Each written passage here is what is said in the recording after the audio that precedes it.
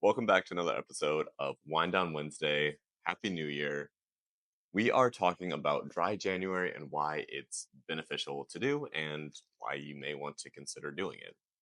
And personally, I'm Mhm. considering doing it just because we've had a lot of chaos, like moving around, and my workout schedule and all those things have kind of fallen off. Mhm. So I'm gonna take January as a month to kind of refocus into that. But I'm like, yeah, well, might as well do dry January at the same time.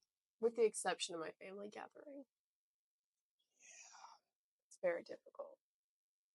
We'll see. We'll try, and we'll let you guys know how that goes. But there are a lot of really good reasons why you should consider doing dry January. And I feel like a lot of people just a lot of things are just kind of thrown out there. And the first one you always see, it's like, oh, you're going to save so much money. I mean, that is true. Like if you're buying a ton of But I beer, think it also depends what you replace it with. yeah. Because, like, if you just purchase non alcoholic options, those beverages oftentimes cost very similar to the alcoholic options. So you need to make sure you're replacing it with something either cheaper or don't really replace it. But at the same time, if you don't replace it with something to keep your mind stimulated, you're probably not going to be as successful as someone who does replace it with a good habit. There's a lot of these psychological things that can Hmm. happen, but they're not a guarantee. Really, none of these are 100% guaranteed, but you're likely to see a Hmm. lot of these if you stop drinking alcohol for a month. So, first one I saw that I think is a really beneficial one is improved sleep. And this is something that is pretty accurate. Like, if patients are struggling with sleep, I tend to recommend trying to reduce the alcohol intake. So that one makes sense to me. And a lot of people assume, oh, I'm just gonna have a little nightcap, gonna have like a red wine, gonna have a little glass of whiskey right before I go to bed, and you just take the edge off so I can go to sleep. Sure, that might help you get to sleep, but the quality of sleep you get is worse when you're drinking, right? Hmm. The amount you're actually drinking. So a lot of people say, oh, I'm gonna have a glass of wine. How much is a serving of wine? 5 ounces. How much do normal people pour in a glass of wine? Depends how big the glass is. Got a 10-ounce glass, 12-ounce glass. You got one of those giant glasses that you just put on top of the bottle. It's not a glass of wine. So just keep that in mind when you're trying to figure out how much you're actually drinking. Single glass of wine or a single, even just a pour of whiskey for most people. A pour of whiskey is essentially a shot. And most places you go, if you just go to a bar, you ask for a little bit of whiskey, they're probably going to give you almost a double or a little bit more than that. And you just need to be aware of that because it can make tracking it very interesting. Hmm. What was the one you were talking about right away about improved liver health?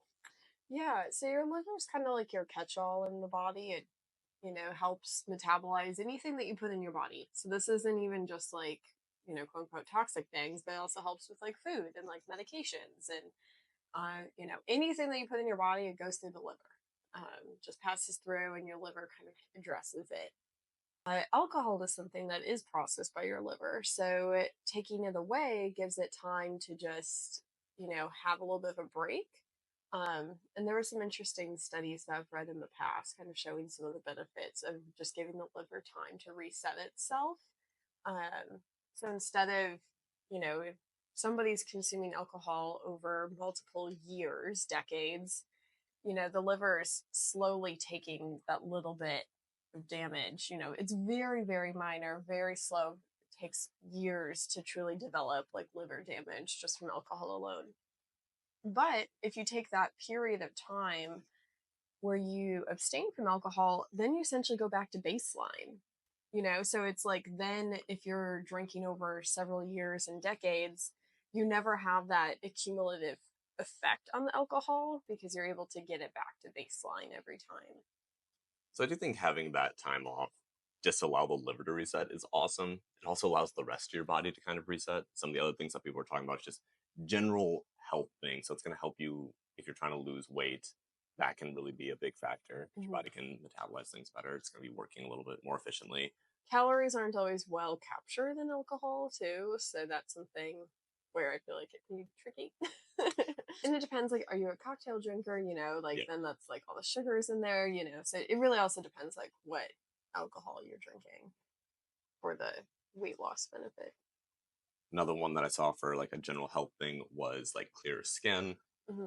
I don't know if you ran into that I much. haven't heard of that one explicitly, but I don't see why it wouldn't be true. Yeah, we'll do more research and report back to you on that. We're going to be talking about this again in about 2 weeks for anybody who is doing dry January to kind of help push you through to the end of the month, and anybody who just wants to join in, because you don't have to just do dry January. You can take a dry week if you want to. You can take a dry month. You can just choose like a day and be like, I'm not drinking on these days. Whatever it Hmm. is, it's going to help your body just to take a break from something. Hmm. A last benefit is that it can be impactful on blood pressure as well. So if you do struggle with like hypertension, trying to see what your blood pressure is without alcohol is something that you could try.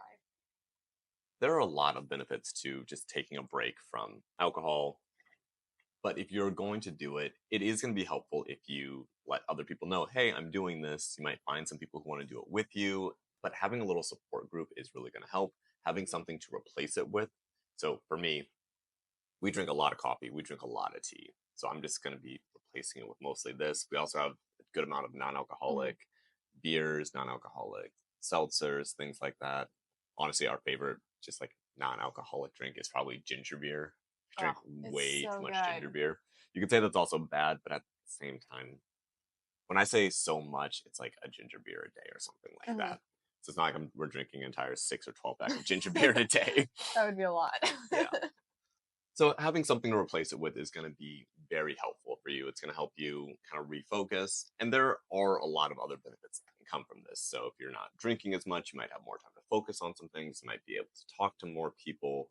People always say, oh, I can rebuild relationships. There are a lot of external things that can change. Mhm. But again, those are very circumstantial, and you have to put in a little bit more work if you want to see those changes. I think that point about relationships, that sounds like more so what I've seen in studies when someone's alcohol consumption is higher and then they try to stop it. Yeah. Versus if you're someone who just more so like will socially drink throughout the week. Um, then like again, like the benefits you have really depend on how alcohol is already impacting your life and like what it is in your daily routines. One of the other things I kind of just like is being able to step away from alcohol for any amount of time. It kind of resets your palate also. So for me, just having a lot of whiskey, for us having a lot of whiskey, there's a lot of high proof things that we're like, oh, this is really good. I like this. This has some heat to it. But for most people, something that is honestly 100 proof is hot. Like that is very high proof, and a lot of people can't necessarily handle that. And I think that taking that step away, letting your palate reset a little bit, allows you to remember that. So then when you're doing a tasting with someone, or you're walking somebody through a tasting, or whatever it may be, giving a review on something, you'll be able to remember, okay, this is how most people are experiencing this. It's not just me who thinks, oh, this is super sweet and light and it's delicious and it's sitting at 130 proof. And we were just going to back it down a little bit, help yourself reset. So those are some of the general benefits of dry January. Like I said, we're going to be talking more about the sciencey portion of it later and maybe nerding out about that. Mhm. We'll see how much research we can get done there. But it's really not a bad thing to do. So if you want to do it, I guarantee you're going to find some other people who are doing it. If not, you can probably find people online who want to do it. Like I said, I'm probably going to be doing it. And we'll see what benefits we get from it. Anyways, like I said, Happy New Year's, guys, and I hope you have a good rest of your week. Cheers. Cheers.